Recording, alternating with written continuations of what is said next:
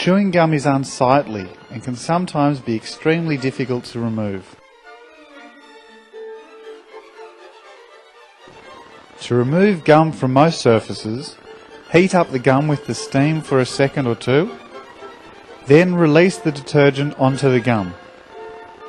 As the detergent hits the gum, rub the surface and the gum will disappear.